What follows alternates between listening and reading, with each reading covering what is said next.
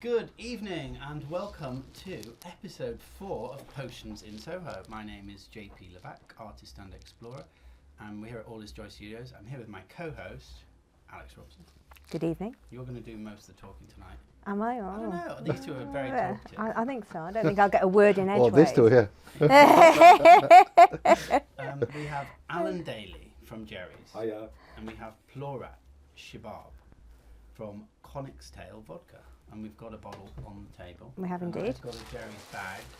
Not that it's a full plastic bags, but I do like this design. They're They are recyclable. Reusable. And they're the perfect size for a 12-inch record. No, that's true, yeah. You thought that through. That's our 1980s font. We Okay. haven't changed it since the 1980s. Yeah. Brilliant. What year did Gerry's open? It was either 84 or 85. I struggle with dates. Yeah, okay. No, as I said before, I have no concept of time or space. Before we went on air, we were discussing the smoking ban. We were. Alex thought it was in the 90s. but it's Completely actually wrong. 2007. Yeah. So you kept that, and you have this great saying at Gerry's, which is, you can buy almost any drink under the sun. You've got to have a get-out clause, Yeah. almost. And Alan, you have been there not since then, but pretty much I've been there since, forever. I think, 85. Okay. Prior to being at Gerry's, I used to, I had various jobs when I left school, signing on, working on a building site, working in a video shop, working as a maid in a hotel. I'm sure there was a few others as well. Others, yeah. And then I fell into, I was working in a clothes shop in Marylebone High Street. There was me, I was very, very young at the time, and there was a guy called Harry, who was this old Jewish guy who had pure white hair with a brown streak up the centre. Right. Do you know we had a brown streak? Tell me.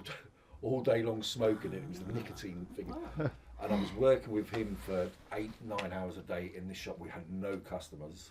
It was the quietest place. And across the road, there was a Victoria Wines, which was the biggest chain of off-licence at the time. Yeah. And I'm going to go on too much. The fellow I used to go to school with, his mum used to work there, and she said, "Why don't you come and work for us?" Blah de blah. I went and worked at Victoria Wines. Then I ended up managing the Victoria Wines in Berwick Street, when Berwick Street was, the market was Back to back. Yeah. You had Ronnie Flowers, you had all the guys, Milky, all the faces in there. And I used to drink quite a lot. And I was very young. I was managing a store, but I wasn't really managing it. And one thing led to another, and I left there and I went to work. Gerry's offered me a job there to go and push the trolley. Yeah. From being the manager of that, I was, Back to and I went there, and for my sanity, I went and I started pushing the trolley, doing the deliveries, all delivering to Chinatown and all these places. Mimi and Fifi and all the faces in Soho in those days, all the drinking clubs, because back in the day the pubs used to close at 2 o'clock and wouldn't open again till 5:30 in the evening, 5 o'clock in the evening. So you had all the drinking clubs, the Hogarth, the A&R, all these. We used to deliver to all those. Yeah. Yada yada yada. 38 years later, I'm still there. You're still there. And you still occasionally push the trolley. I do. You even lend trolleys out, actually. I will. If I like my if the trolleys. bog needs cleaning downstairs, I'll go and do that as well. Yeah. You know, I mean, do everything. I didn't realise you're that old. I'm nearly that's I'm 50 nearly years. as old as the grey hairs on your chin. It's from Konik's Tail Vodka. You're based at Gerry's. You're No, they sell it. They sell Gerry's. It's basically based there. If you ever want to find always it, at They Gerry's. can't get rid of me. They can't get rid of me. No, he's based at Gerry's. Yeah. I can vouch for that. Here. Yeah. You've got your office. Yeah. No, you're based at Gerry's pretty much. No, it's all of the guys. You know, it's in institution, right? And they are the first to ever stock Konik, right? Yeah. I walked in at the shop with a bottle, looking for this one. Yeah. And they just took it on straight away. And back, Which is this is back in similar time to when 2012, I think, yeah? Yeah, King of so Soho. it was just before we 2012. Yeah, started with King of Soho. Yeah. We're not to ask Alan about any dates. We've agreed. Yeah. Do you know, Alan very kindly, talking about King of Soho, he very kindly bought the King of Soho a drink, didn't you? One day in a bar. You told me a story. Uh, You were moaning because you ended up with a bill. Oh, so, yeah. It was in Paul Raymond. in Folkestone. We're in Folkestone. You're in and, Folkestone? Yeah, we're in Folkestone, and we're in a. It's a bit random, isn't Yeah, it? I thought that was it, and they had all the Whitney Yeah. Hill gins and all these silly, Yeah. rubbishy flavoured gins and all that. And that was it. And my wife likes a gin and tonic, so I said, "Oh yeah, we'll have the King of Soho." And she thoroughly enjoyed it. Good. There you go. Yeah. It must be hard when you're selling almost any drink under the sun to know what to drink. Drink is a very funny thing because us people in the drinks business, we're in a totally different bubble to anybody else. If we go out and I want a good premium vodka, I'll have a Konik's Tail Martini. Yeah, lovely. If I go home and I meet my mates I used to go to school with, my family, my friends, everything, and we go to a pub, they'll all say, "Oh, we get the premium vodka, that Smirnoff stuff." Yeah. You don't realise when you're in this bubble, you're completely removed from your circles you move around with and brought up with. To them, Smirnoff is a premium vodka because they're not buying whatever the cheap ones are, Grants or whatever it is. How do you do that in a specialist shop? Because there is sometimes you go to specialist shops thinking about camera shops or bike shops, and there can be people in there can be a bit, overwhelmed because they know too much. I used to be back in the if you throw a stone out the window, you're going to hit 4 or 5 DJs. Yeah, I used to do it. I started back in the day. I think we're about 14 or 15. We started our first sound system back in West London. We're called Ecstasy Incorporated.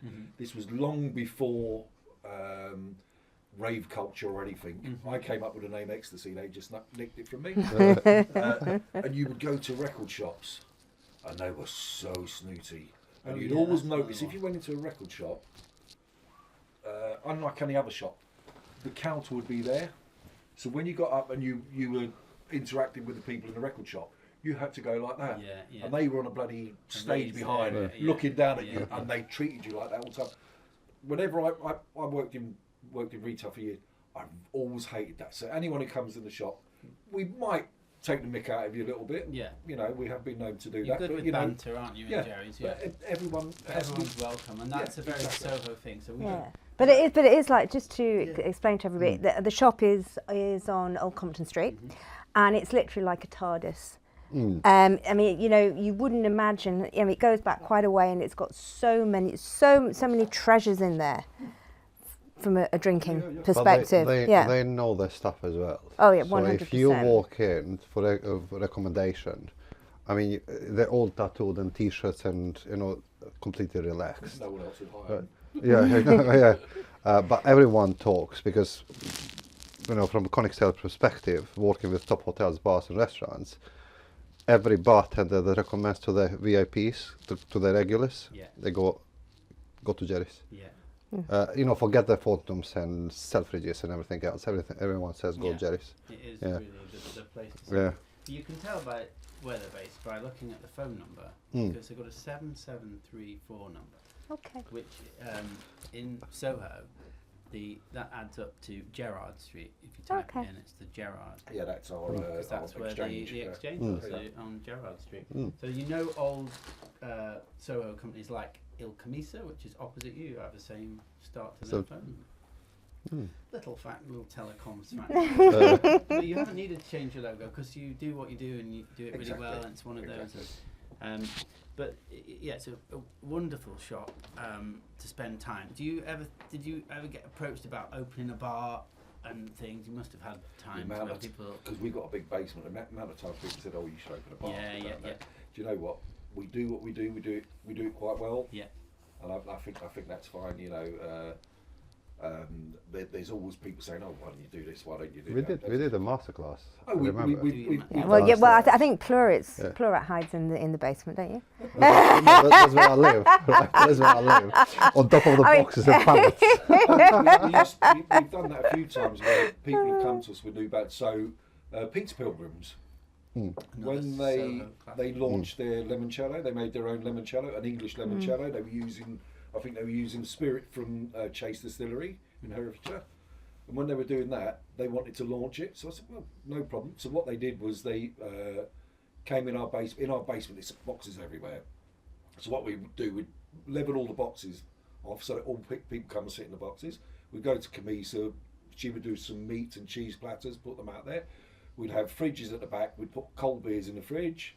Everyone would come down, you'd have journalists and everything there. Everyone would come down there. Once all the journalists and everyone, we would all stand around having a fag and, you know... But there's when also was the part. smoking ban? We had a fag and 2007. Yeah, it was before then. Yeah. They walk in, the journalists, not expecting to be sitting on top of the pallets and boxes. But it's organic, you know, it's honest and And you give that the opportunities to so many people. There's nearly always someone doing a little demo in the front. That's pretty much. part of it. At least 3 days a week, 4 days a week, you know. Like me, I'm there every week. He hasn't done it for 2 years. No. You talked a little bit about your team, but there's a great staff. A lot of again been there for a long time because they. Everyone's been with me for ages. Yeah. You know, Vince, who's so we used to be called Alan and Vince on our Facebook. Used to be Alan and Vince at Gerry's. Okay. And they had some sort of change in their policies or whatever. And Vince generally would do the Facebook, and he had to rename it. And I didn't know it's now Alan at Gerry's.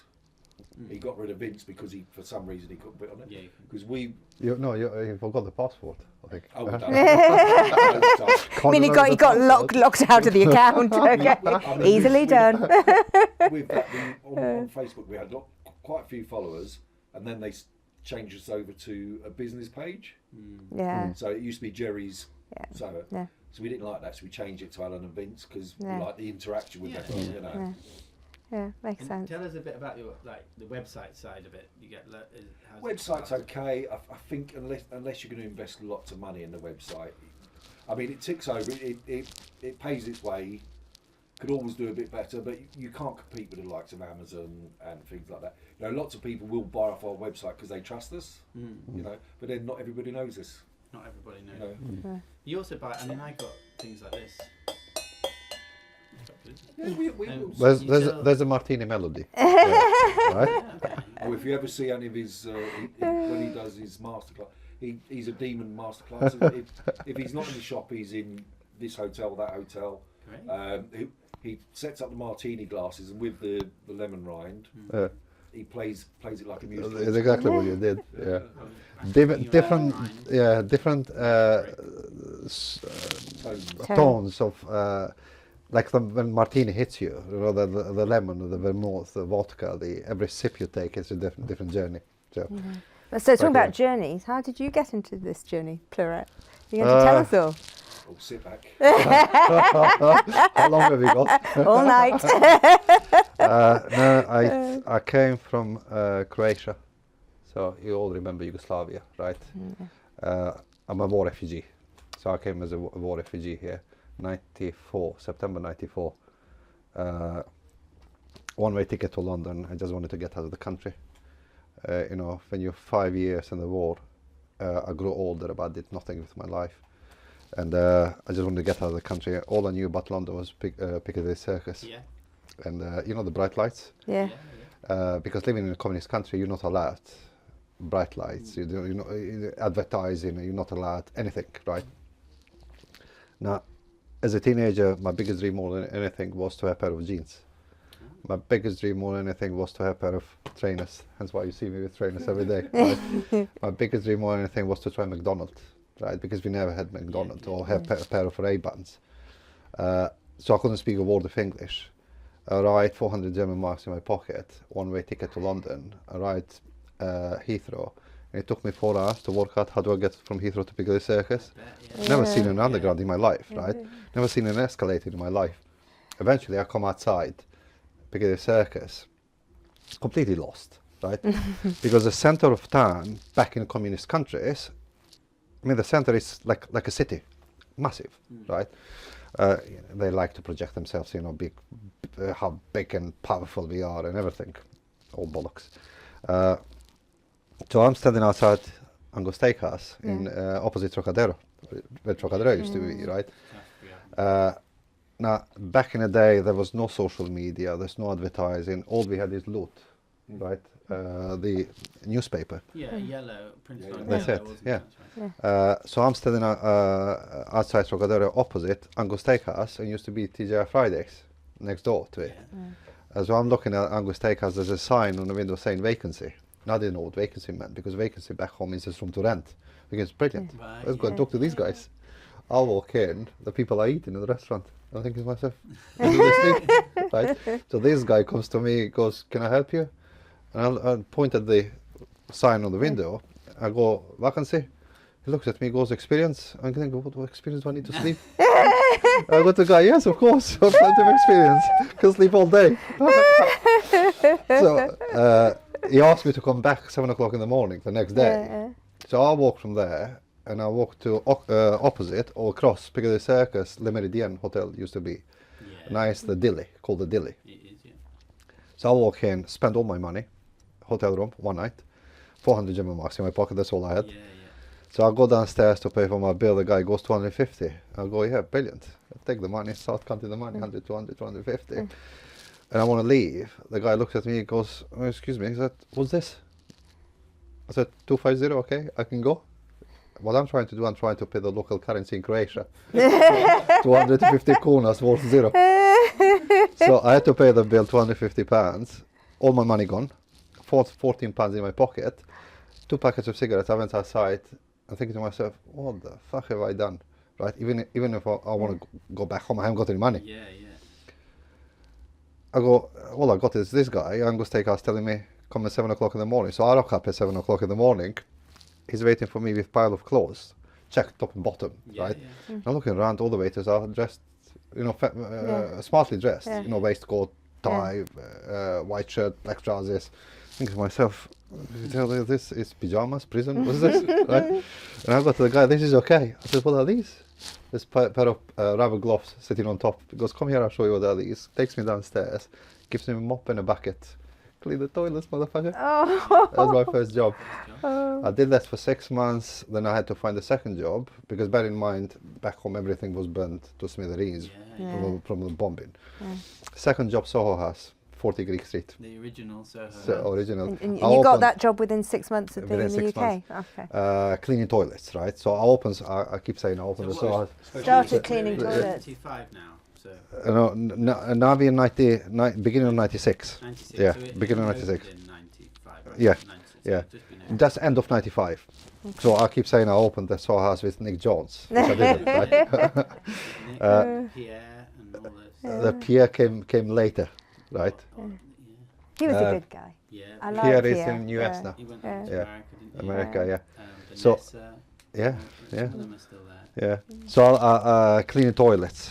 Now Soho House, they used to have, before they bought Katniss and joined them together, they used to have a cinema room upstairs. Okay. So I used to go and steal crates of beer at the bar Barcelona. Remember Barcelona Yeah. downstairs? Bar Barcelona in the cellar downstairs. Go upstairs after 3 o'clock in the morning, after we clean the toilets. Sit in the cinema room like this, crate of beer next to me and drink. Nick Jones walks in. I'm sitting like I own the place. Right?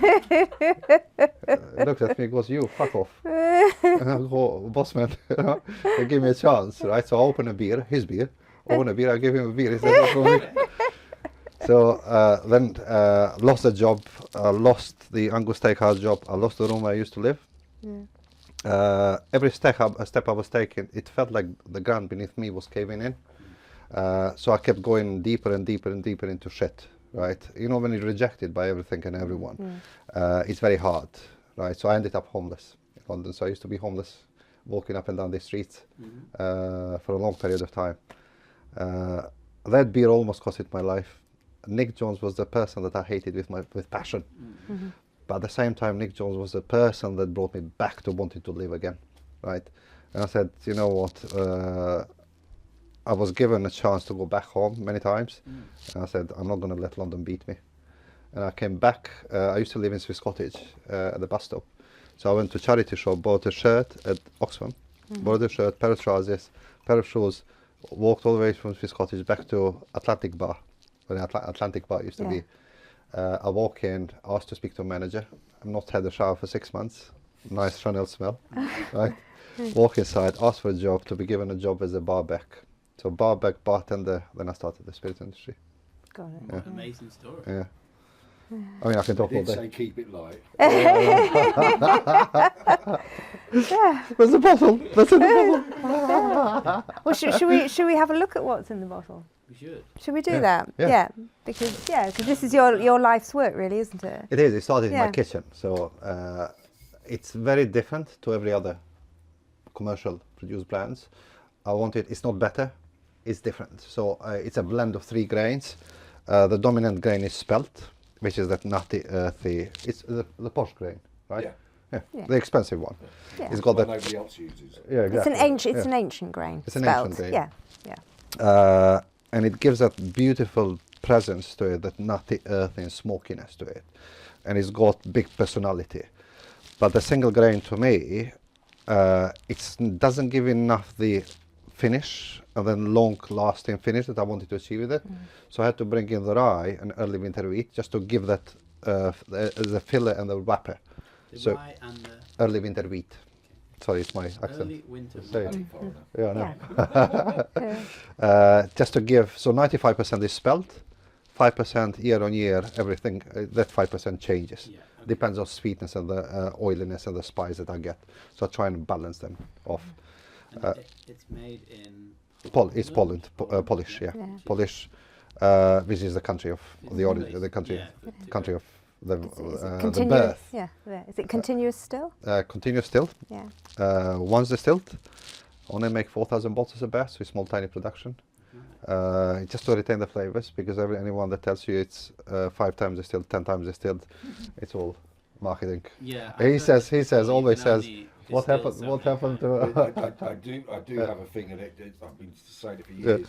As a buyer, when people go to present him brands, I mean, We used to get people. There used to be Jean-Marc vodka, which Oh, was God, distilled yeah. was it 9 times, 10 times, and no, the Buffalo Trace was 300 and something oh times. my To remember God, that. yeah. That was about Well, 300 quid yeah. a bottle. It was, But I think with a continuous still, it's distilled until it's the right taste. Yeah.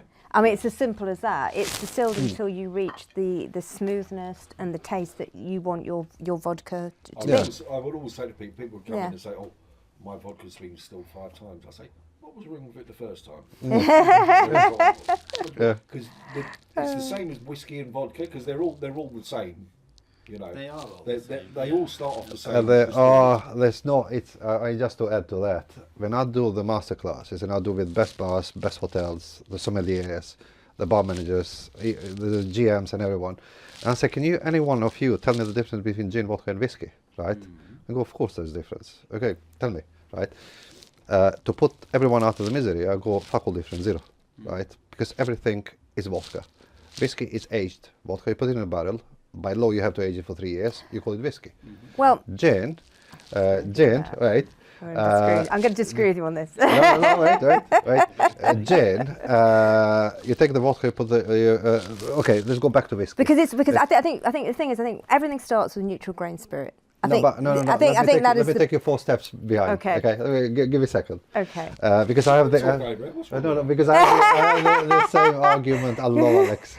I have the same argument with loads of people. But you don't know what my argument is because I haven't had it yet. Okay. Because Sorry. I mean because basically everything starts with neutral grain spirit, and then it's what you do with it afterwards. Yeah. But I mean, for example, this is a continuous still. I mean, our gin is a pot still, so but it started with the same neutral grain spirit. I think the point is the origin for all of them is the same, but they have different routes to get to the end product. I think. Right. But to say everything's vodka is not correct. I mean, that's just. Let me explain. Can I explain? I'm just, but that Yeah. is my very simple. Let me explain what I mean by it, right? Because Right. I've been making now for 30 years. I've been Yes. making spirits, Yeah. right? Yeah. To produce gin, vodka, and whiskey, you need 3 ingredients: water, the base, which is the grains, and the yeast, right? You have these 3 ingredients, you produce anything.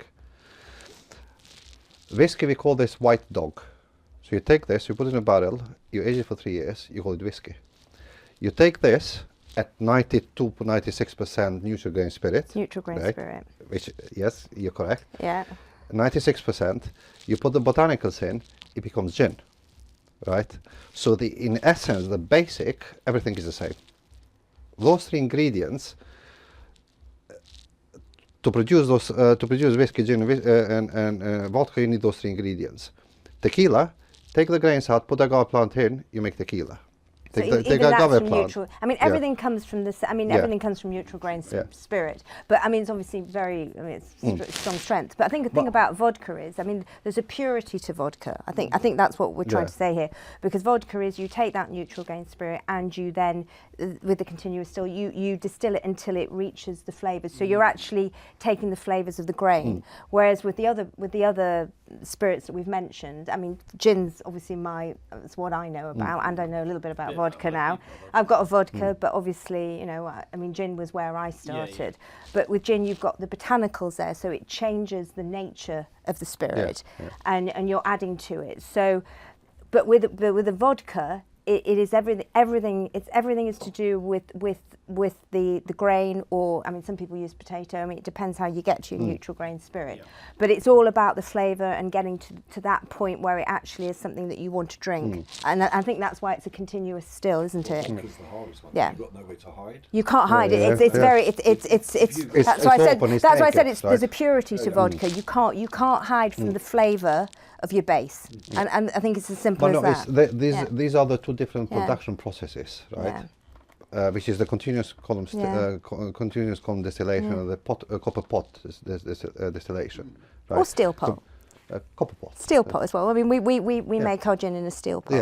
I mean, it's different kinds of pots, but it's still a pot. And it's like it's a little bit like, well, you macerate and then you cook. I mean, the production of spirits. I mean, we could talk about this all night. But I think you know, I think the essence is that, you know, obviously with what I mean, Konik's Tale is a fine vodka in it, and it uses an ancient grain, and that makes it stand out from other vodkas. I mean, I can't think of another vodka that uses spelt. No. Yeah. I mean, that's the reason why I chose Yeah. the 3 grains. I mean, it started in my kitchen, you know, trial and error. It's taken me 5 years to create it. Right now, to go back even before the neutral grain spirit is made. The journey starts with the farmer, right? But if you don't understand the harvesting, you don't understand the soil, you don't understand the terroir, you don't understand the production. This is why I say to everyone, when everyone does the training with you guys, if they start talking to you how many times it's distilled, stop them and ask them what happens 4 steps before that. So let them take you on the field. Yeah, it's fascinating, isn't it? I mean, you get a different flavour from it, but also it's not just the flavour, Joel. It's how viscous or not the liquid is. I mean, the whether you have the grain, or I keep saying potato. I'm not very keen on potato vodka, by the way. I think potatoes are for chips. That's my thing. Oh no, they're all my potato. But it's a personal thing. Potato chips. These are just, no expense spared here. That's all I'm saying. 2 questions. So, because I was a bartender in the 90s, occasionally we'd get people who would like a drink at lunchtime, but they didn't want anyone to know they were having a drink. So they would order a vodka and orange. The cocktail might be known as a screwdriver or something. I think it's a screwdriver. Because vodka is known to be not tasteless. That's the wrong one. I don't want to say that. Odorless, colourless. Yeah, odorless. Colourless. Is it not a thing? I mean, I think it's a myth. More so than I think isn't that the methylated spirits myth? Something like that. It's all It's a myth. Advertising talk with big brands. Does anyone drink screwdrivers still?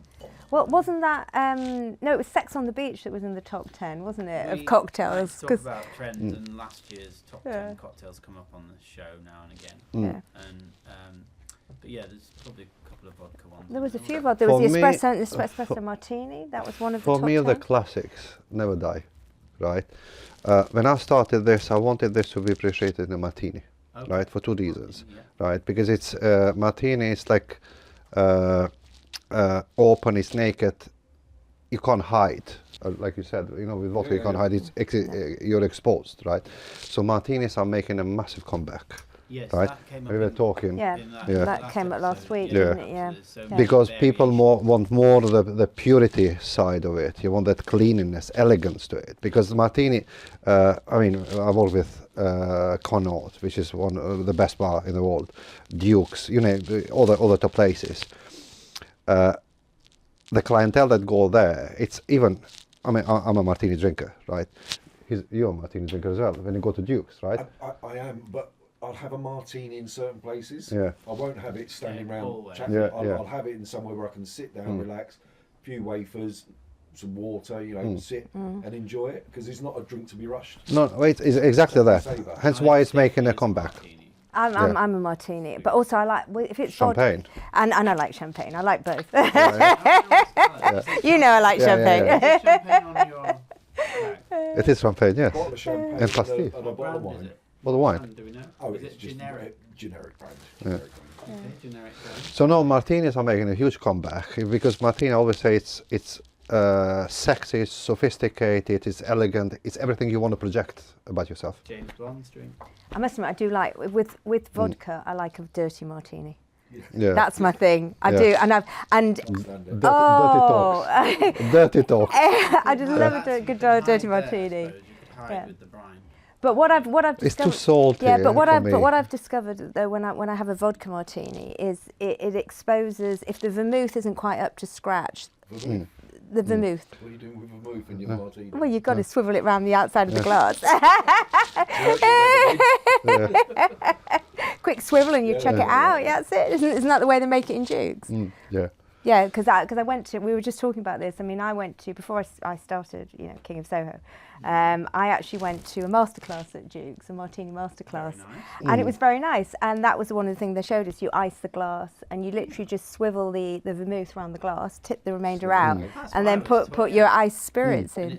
And it's simple. The vermouth Yeah. or martini, which is a brand of vermouth, Yeah. is on the ice, and Yeah. that's enough. And then it enough melts. ice It just the melts wine. into the. It liquid. became very popular in US in the 60s, I think, or 80s. God. You're Well, the I think we've encyclopedia. established you've been around a long time. The three martini lunch Oh yeah. in New York, right? There was a massive thing. So that's the style of approach. I think is coming back. You mean having Yeah. 3 martinis at lunchtime? That's what they used to do. No food. Or you'd No, be because- under the table, wouldn't Yeah. you? Yeah, My other or under the horse. Wasn't that Dorothy Parker? Yes. Yes, it's a Dorothy Parker quote. okay. Yeah. My other question was, whilst you could keep champagne in the fridge, you can keep vodka in the freezer. Wrong for me again. Yeah. Yeah. Okay. That's what again. I mean, For me, it's again when I do training, it's very simple. It's This is something that Pleurat taught me. I was You were I part of was that with you, camp, vodka in the okay. freezer. Yeah. That I was with you, Yeah. and you know they say you can't teach an old dog new tricks, but Yeah. you did. I'm It's- interested because I learnt it very early on. I was staying at someone's house. They weren't in. They left me a note on the thing, and I went in, and it said, "Welcome. We'll be back later. Help yourself to anything. There's champagne in the fridge and vodka in the the freezer." freezer. And from then on, that was back in year 2000. Or something, Mm. I've always tried to have those two things. Things. You know, I tell you, it's if you take it a step further, all the big brands, you see all the bottles are acid etched, right? Frosted bottles, blue colors. What that suggests it's cold, freeze me, chill me, stick me in the freezer, hide me, right? Because back in the day, the quality of the vodka was so bad that you stick it in the freezer and you hide the impurities, right? So it just masks. What you get the texture, but you can't taste anything, right? Until the next day, when you get the hangovers from hell. When I started this, and when I do tasting, it's always room temperature. You see, I thought, I mean, I like my vodka room temperature, Mm. and everyone laughs at me. They think I'm odd, but I would rather. You are odd. I would rather. But I'm glad. So obviously, I'm not alone in this. If Pleurat likes it too, that No, makes me because feel better. always- Because everyone goes, Alex, you have to. And I said, no, I like it. I like it. I room always say temperature. anything cold Yeah. tastes nice, Yeah. right? try it at room temperature. That's the only way that you can get the expressions. How do you want to approach this? You want to approach this in 3 steps. Always do 3 noses and 3 sips, right? The 3 noses, it's you smell it first time, second time, third time. You taste it first time, second time, third time. The reason why, because when you smell it, you want that to travel through and see whether that burns you at the back of the nose. When you drink it, you want to have the nose, the palate, and the finish. Unless you drink it, you swallow it, you can't, because you want to see what happens once it goes down, right? You get the flavors, you get the bite, you get does it make you gag, right? Or is it nice spice, that white pepper, basil spice, warmth, opens up, comes back and plays with your nipples, and then it goes, right? So then it bites you, or it's got that nice long lasting finish with it, right? About this time in the show, halfway through, I go off to the bar and get somebody a drink. I noticed Alan's glass is empty. Do you want anything getting? Does anyone want anything getting? Because I'm fine. I'm on my scooter. You're driving tonight, scooter, so nothing for you. I want to ask about these horses on the label. Yeah. I used to live in a tent in the middle of the field, to understand the terroir, right? Having created recipes for the distilleries for almost 30 years, I wanted to be different again. I wanted to go back to basics and meet the farmers, right? Meet the farmers in a sense to understand how they harvest the grains, right? Once you have the grains, right, what do you do with it? How do you squeeze the juices out of it, right? So I always say the journey of Martini starts with the farmer. Yes. We are the craft, the bartenders are the creative side of it. So I give them the elements of the beautiful product, and they perfect the Martini with the vermouth, chilled glass, right ice, shaken, whatever it is, right? Now, the 3 horses, I used to live in a tent for a month in the potato field, then I moved to a rye field, then I moved to barley field, then I moved to spelt field. I'd wake up at 2 o'clock, 3 o'clock in the evening, in the afternoon, try the grains, bite into the grains, right? What you have with grains, you have 2 things. You have oils and sugars. That's where the flavor is.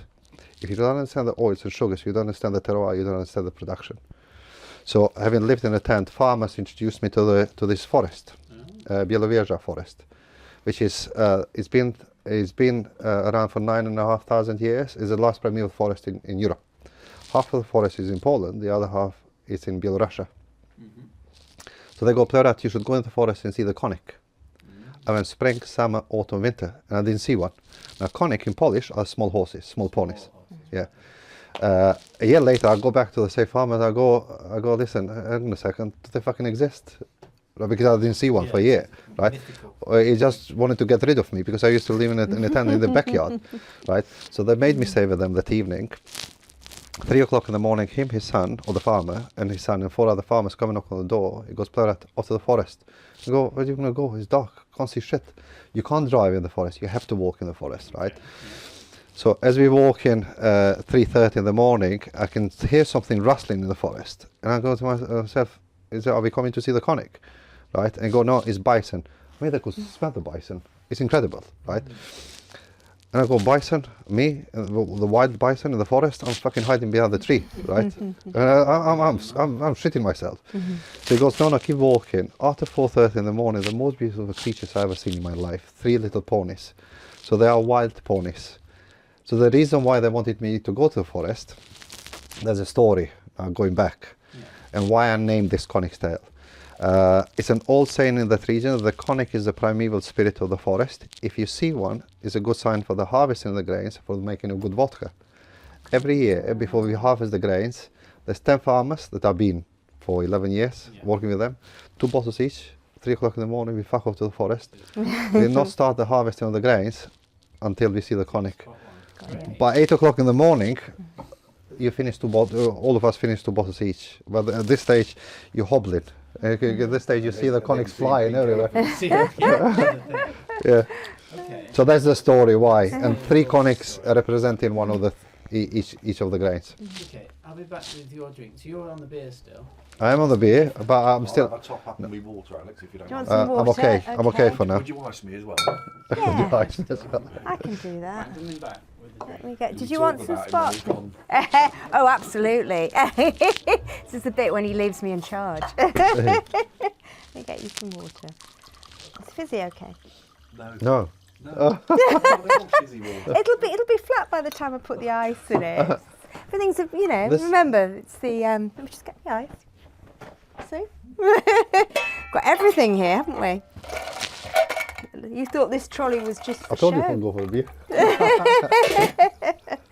you go. There we go. Okay, talking about champagne. It's close.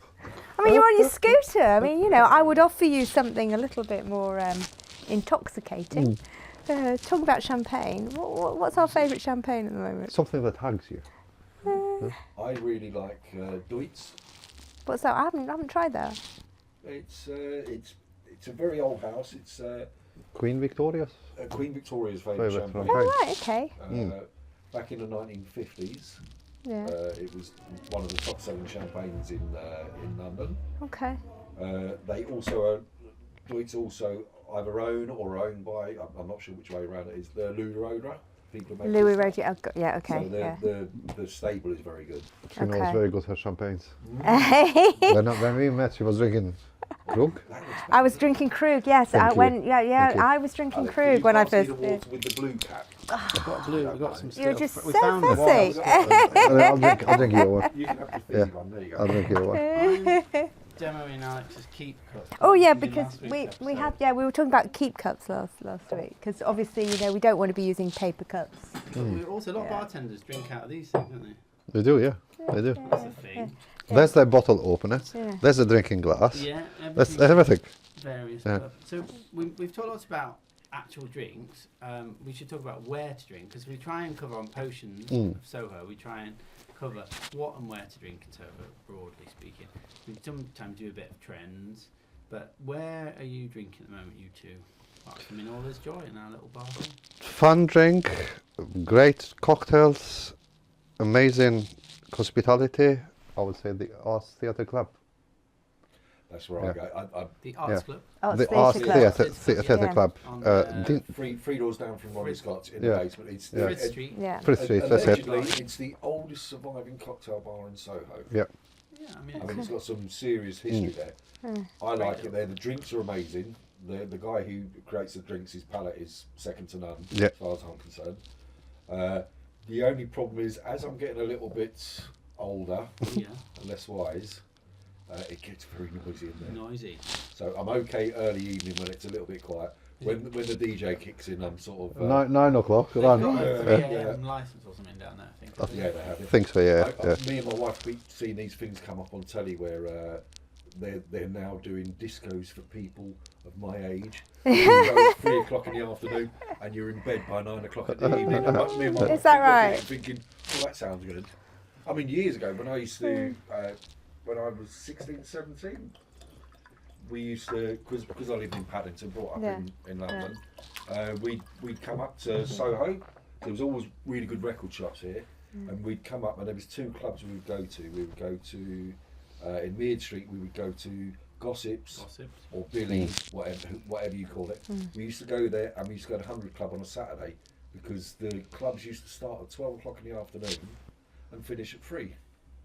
And you'd come down here and you'd have your stretch jeans and your suede shoes, and possibly a military jacket, that sort of things. You'd go in at 12 o'clock, you would dance for 3 hours solid. There was no looking at women. No. There was no drinking. Okay, I'll stop you there. No. I'm going to stop you there, all right? I'm going to stop you there. Ministry of Sound. Minister, Never that's been- not. never been. We go for one. I think he didn't was that one of the start? founders, I right? started at 12, but the midnight 12 Ministry of Sound, Yeah. didn't it? No, he's one of the guys who actually founded Ministry of Sound. Yeah. Is that correct to say, right? Yeah. He founded the ministry. Ministry of Sound, yeah. So he invites, very good friend of ours. So he invites us to go. There was some. Never seen you dance in my life. Me dance, never, Yeah. never. So we go on there. We got there, and I've always liked to dance. Yeah. I'm not shy, I'll go, and we're standing there, and Justin's on the decks and he's playing his stuff, and he's really, really good. I'm really getting into it. I hadn't been to a disco. Great DJs playing all the night. I've been to a disco for 30 years, and I'm there, and I'm sort of, you know, last time I danced was at a wedding, you know, all this, and we're looking around. They've got a massive speaker stack. There's a load of people dancing on the speakers. This one pops on the speaker. So that looks fun. So I climbed up on the speaker. They were really, really I had to hard. push him to the speaker. So I'm up there and there's people and I'm doing these shuffle there, you know, back forward like that. And I just shuffled once too far. Now you see him, now you don't. and we were with a guy who was about 6'8", and he was watching me and he caught me. Now you see him, now you don't. He's dancing on the speaker. You turn around, he's not there anymore. It's gone. Yeah. It's gone over the took speaker. the video and posted a video saying why Dad shouldn't dance on speakers. But apart from that, Great club, obviously, but not in Soho. So we have to No. bring it back to Soho. but- Where else are you going out apart from Arts Club? What about pub? Do you have a fave pub or a couple of fave pubs? Go for uh, that. Or you're more bar any pubs? drinkers? bar drinkers, really. I mean, back in the day when I first when I used to drink quite a lot, I would always be in the Admiral Duncan Oh yeah. or the Swiss. Yeah. You know, not the Comptons used to be called the Swiss, The Swiss. Yeah. and it was a very funny thing because we used to go there. And then when the Swiss became Comptons, there was a big hoo-ha because of their employment policy. Ah, okay. Don't know if you remember that. Mm. You know. No blowjob, no job. Right. I never applied for a job there, by the way. Yeah. I think that was probably before the smoking ban, wasn't it? It's another Must have been. good place. Another good place is El Camion. Camion, Yeah. Okay. I mean that's again Dick Bratzel. Go back to God bless. God bless his soul. Inventor of the espresso martini and the bramble and Winter punch, Russian winter punch. yeah, great place. But then you venture out to Mayfair, which again, as Ali was It saying, used to be. I mean, back in the when I was working at Victoria Wines. I mean, there used to be so many small little clubs, like the Evaristo now. Evaristo's really, I mean... Trisha's, aka Trisha's. Yeah. Evaristo's was an Italian card club. Yeah. You know, all the Italian guys used to go down there and play cards. And my daughter started going there. My daughters are sort of into media and stuff. And everyone's saying, all these media people saying, oh, go to Trisha's. Go to Trisha's. I mean, they send you Smirnoff, they send you Gordon's. The drinks are really not sophisticated, but it's just such a cool place with a really cool vibe.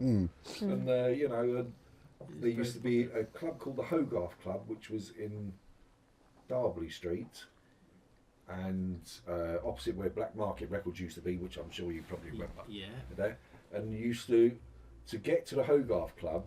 You used to have to walk through a gay striptease club. Striptease. So you go through there and then you go upstairs and the bars would be like a small room, have a bar, have half a dozen chairs. I was about 19 at the time when I was going there. I was so popular. So popular. But so we used to, what's the pub? I'm losing my names of places. Come out the shop. Yeah.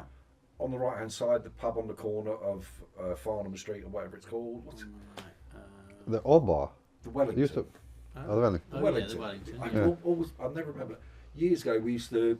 So at lunchtime for work, you'd go over to Wellington. You'd have a pint. There would be John and Claude. John was a very posh Australian, New Zealand.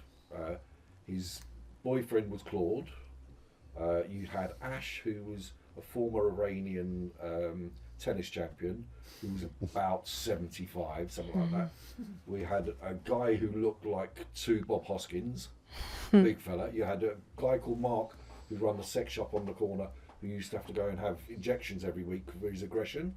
Okay. And there was a whole gang of us. It was like the Wild West. I mean, nobody fit with anybody else. Yeah. Everyone was completely different. But isn't that Soho though? Classic Soho. But that's classic Yeah. Soho. You know, I mean, I think the thing about Soho is it's a place where No, how individuality Soho is used to celebrated. be. It's No, not yeah, that anymore. I still think Yeah, I it's still still a think melting it's pot, a isn't it? melting pot, Yeah. and I Soho's still a think very funny thing because Yeah. you've got. I've been in Soho best part of 40 years, and other people have been in Soho 40 years. We've never met. It's You really still think you've met it's everyone, really but then, really strange. Yeah. it's that density of the place. Yeah. Yeah. that, you know, I'm here and I say Soho's mine. I've been here 40 years. Yeah, Then I'll meet someone else who's been here for 40 years. And they say, no, Soho's mine. yeah, yeah. You know, it's a really strange sort of thing. Yeah, it's very true. Now, the other place, so similar to Trish's, there's another place called Gerry's, but it's not the same spelling. Yeah, we get a phone Yeah. call You get every Jerry's 2 or 3 weeks saying, yeah. I was in there last night, I left my coat on my umbrella. Yeah. I think you mean the club. Well, you do open some hours. I mean, you're open 7 days a week. You, We are. you open pretty early and seem to be open We pretty open late. early, but we close. We're open 9 till 7:30, Monday to Thursday, 9 till 9 on Friday and Saturday, and 12 till 6 on a Sunday. After 6:30, there's no business. No business, but It's a waste you're of opening, time. servicing all the bars and things, and keeping Yeah. stock because you're stocked, you know, constantly. In Oh, and I mean, out. There's always something to do. Next time you come in, I'll show you the basement. It's quite a big area. You gotta We see carry a it. lot of It's stock. You know, Yeah. so if you turned up and said you wanted 48 bottles of beef eaters, or 24 bottles of Konik salad, I've got it. You've got Mm. you've got it standing by in the space. Yeah, similar TARDIS here. Really, it's one of those. Some places do look from the Yeah. outside. This is a Well, huge. used This to is a be huge the building. Delane Lee, yeah. Delane Lee, Yeah. Warner Brothers Delane Yeah. Lee. So Yeah. they only moved down the road when they moved out. So they're on. We used to deliver here all the time. Yeah, they're We used on. to deliver. Used to have all the film companies here. We used to deliver to all of them. And you'd be trolley with a couple of cases of wine, cases of water, all the time. I think it was in the 80s where everything changed. It was either the 80s or early 90s, you know me at the time. Yeah, yeah. Basically, we used to be delivering to all the offices wine and beer and everything. And it literally overnight, all the offices stopped The drinking. policy changed and Yeah. it was less. And instead of 2 cases of wine and a case of beer, Yeah, a couple of cases of water. yeah. So sad. It would have, yes. boring. It's Yeah. a big shift, isn't it? And so, but that delivery thing, we have the Jimmy, Gary do the fruit and veg, same running around Soho with these trolleys. It is a good way to get around Soho. They're It's- the last of the dying the- breed. I mean, there used from to be Berwick Street. so Yeah, many, so many. there back in the day. All the fruit and veg. I mean, how many actual stalls have we got down there that are not a takeaway food? It's all takeaway. It's about and 4, the isn't milk, it? We get our milk. Well, we've from got Soho Dairy, Dairy. which is still there. Yeah, I mean, there's maybe about 4 stalls, isn't there? And everything else is food. I mean, you used to have Lunch, the yeah. stalls in Rupert Street as well. You always had Cheapo Records, which was amazing because all the people who used to work for the record companies to supplement their income used to be half-inching all the records from whatever record company and taking that. You would go there and you'd always guarantee to get stuff before it was released. So you'd get white labels of stuff that wasn't coming out for 3 or 4 months, and I think they used to charge 50p for a 7-inch, and you buy an album for £1.50. Oh, it was brilliant. Really, really good. And what happened to your old employer, Victoria Wines? Are they still Well, around? they Those No, big they're wine gone. Places, Yeah. You have the ones like They the went, Majestic didn't are they? still around, they but had. I think when I left, they had something like 1,300 shops. Wow. It's big. massive. They were owned by Allied Domecq, I think, who were like a forerunner to Diageo and Yeah. all that sort of stuff. And there is quite a few other sort of these speciality. You got the whiskey one further down on Street. You got Artemis, is it Vintage on- House, you've got Vintage. Milroy's, you've got Amethyst, Yeah, you've got lots. Yeah. I mean, They're all interested in Soho. So is that because of the wealth of food and beverage places, or it's because of the melting pot? I wouldn't say they're all The- following the- us, but they're not, because Vintage House has actually been there for a lot longer. Are they? Yeah, Are they? Vintage House back in the day, they've been there for a long time. You got Malcolm and Mickey and the guys there.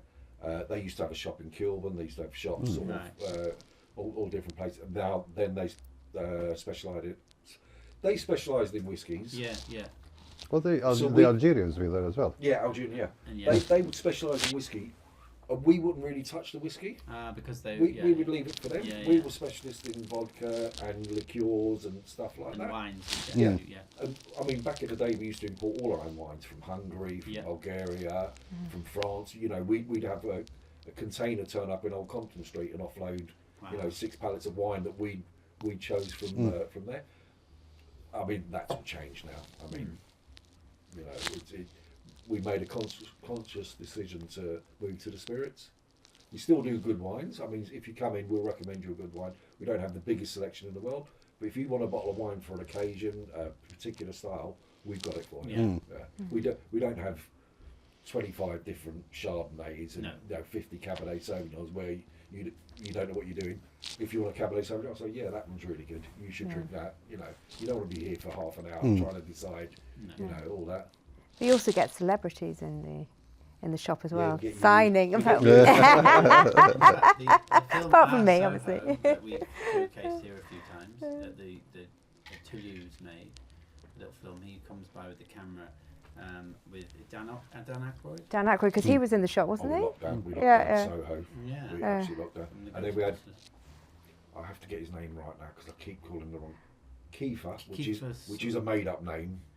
Yeah. I've Kiefer never heard Sutherland. anybody else with that. Kiefer? Kiefer Sutherland. Yeah, it sounds He was like in something else, recently, which is wasn't quite rude.